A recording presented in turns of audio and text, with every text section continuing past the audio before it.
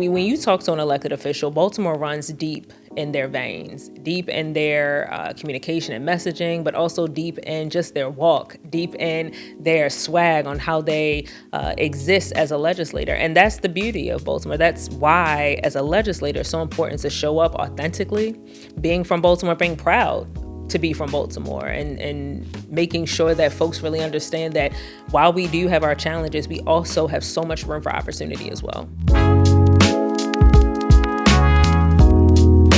So I ran for office because I wanted to make a change in my community. I saw what was happening in South Baltimore, and I realized that I could do more work being a legislator than just to be someone sitting beside. I didn't want my communities to look the same way that they do 30 years from now. So I'm 37 years old. I've been born and raised in Baltimore City and Baltimore County, and I've seen the decline in Baltimore, and I don't want the communities to look the same. I just don't. I think that we have to be active, and we have to be active participants in community to change community. And so that's why I ran for office. Everyone can say whatever they want about Baltimore, but I don't like people talking about my city.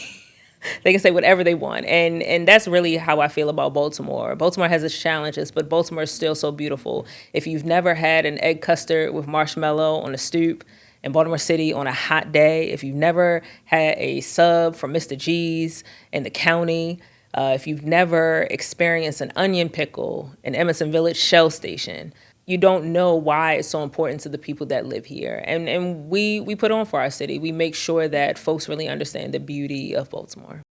Public health is really my jam. I really didn't understand the nature of public health until I actually came back to Baltimore. So when you're doing public health policy on the Hill, it can be so abstract. It can be so abstract to the point where you are not connecting with actual experiences. And when I came back as a legislator to the city, again, public health was really something that I championed. So really looking at the opioid crisis. Baltimore has historically had very, very high overdose deaths. It's been that way for a long time. And so by me leading the Public Health and Environment Committee, I have the chance to shape what public health looks like 30 years from now. So truly addressing the systemic and societal issues and the stigma of addiction in Baltimore. Like, that runs in my family. Most of my family has had some sort of addiction. And so it hits personal to me. It's not just providing Narcan. It's not just providing naloxone. It is providing the structural changes in order to make somebody's life better, even if they have an addiction. Like, we've got to start thinking about addiction as something that is not far off. We need to start thinking about it as something that's very real in communities that you and I could have. Like, you just don't know what people are going through behind closed doors. And so the way that I craft legislation and policy, I want people to feel that. I want people to feel public health in their everyday life. So 2 issues that I'm championing this year, my first year of my second term as chair, is the Child Health Equity Act. And it was so important for me to start with our young people because they are the future. You know, everyone sung that Whitney Houston song, "I Believe the Children Are Our Future." You know, they sung that, and they may not have known what they were singing, but I really believe that our young people are our future. And so that's why I decided to start with them. I decided to really reduce the barriers to healthcare access. And so I authored the Child Health Equity Act, where it focused on utilizing preventative wellness screenings, medical, dental, behavioral health, and substance abuse, and also making sure that families had a way to easily access and touch the healthcare system. And so we made sure that the pop-in vaccination clinics that I've been hosting over the past year are at the schools. And so during those touches, those kids will be able to not only get their vaccination, but they'll also be able to touch the healthcare system, to get a primary care doctor,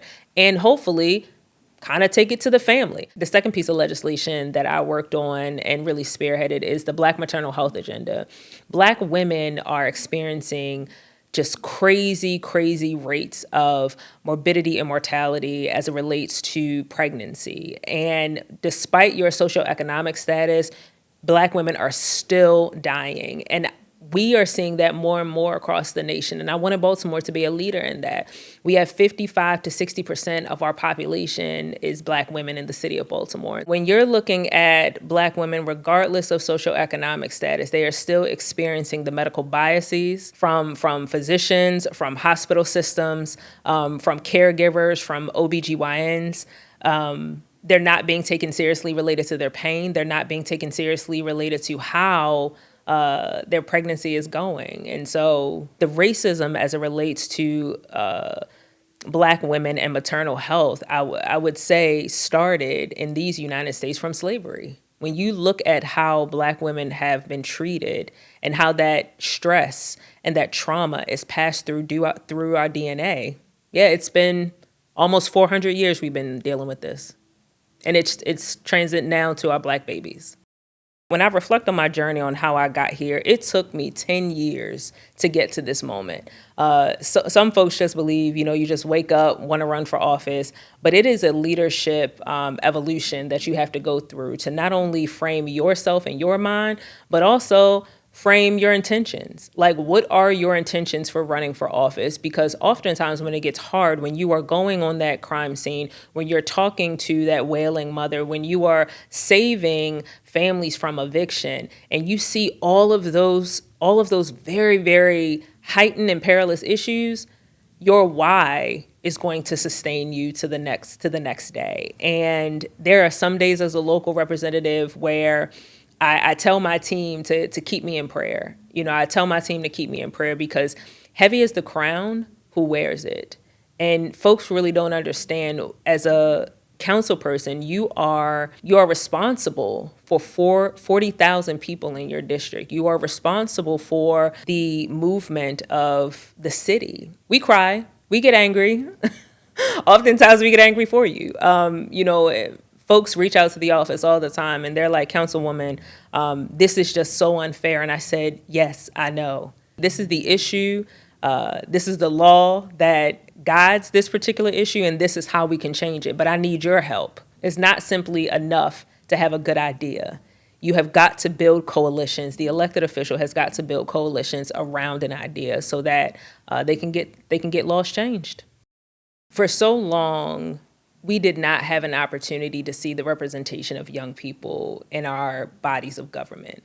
Now we are seeing that legislators are holding very high positions at very young age. So it's not just your age, it's the empowerment that you bring, it's the personal experience that you bring, and also the activism. And so I would encourage young folks to be involved and be empowered, because we work for you. No longer is being an elected official a celebrity status anymore. It is someone that can effectuate and execute policy, that really understands the needs of community and able to translate that into policy, but also to bring together coalitions so that at multiple levels of government, whether it be the local, state, or federal level, your issues are being heard. Real talk, I want you all to go on this journey with me. I want to start breaking through this glass ceiling of what people see elected officials to be. I want people to see the realness of elected officials. I want people to see that we are human, we care, we may disagree, and that's the power of democracy. We may disagree, but there is a opportunity for us to have a conversation, and I want people to see that in me, and I want people to see that in my presence.